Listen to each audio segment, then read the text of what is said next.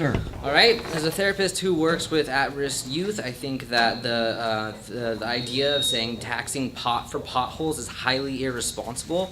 I think that getting drugs in the hands of kids and then having it more access around creates more homelessness, more problems in an area that's already damaged by, it's already low socioeconomic status.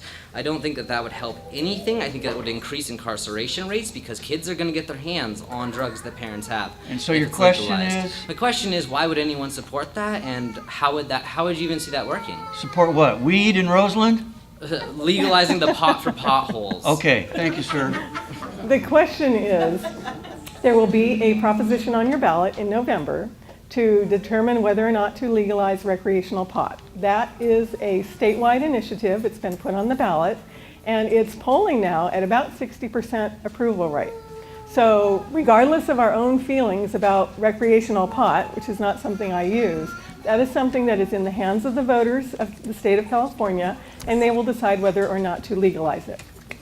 If in fact it is legalized, the county of Sonoma has the obligation to regulate it, and we also have the ability to tax it. The tax revenues are significant.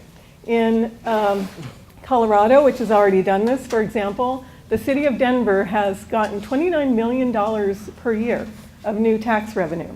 The small town of Aurora got $8 million. The state of Washington has seen $20 million in new tax revenue. So this is significant. The county of Sonoma is one of the biggest producers of cannabis already, and it's not even legal. So what we need to do is we need to regulate it to make sure it's not in the hands of kids and tax it. I just want to say that if there's more of it out No, there... thank you, sir. We know it's out here. We can smell it in our neighborhoods. Folks, Taxes go higher and people go to jail. This is Miss Hopkins' time. All right. So one of my top priorities when it comes to the cannabis tax revenues that we receive will actually be to invest that money in mitigating the impacts of cannabis. So that means actually addressing mental health and addiction concerns. The Public Health Department actually anticipates that it will require more funding to address some of these concerns.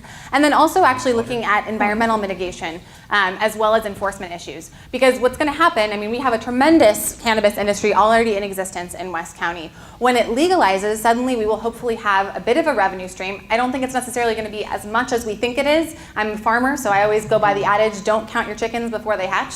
Cannabis hasn't hatched yet, so to speak.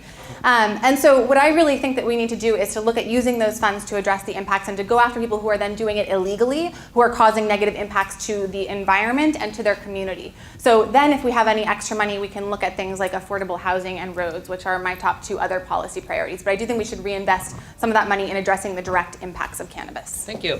Thank you, Ms. Hopkins. And we do have lots of weed growers here in Roseland. You can smell it all around. Some people say smoke them if you got them.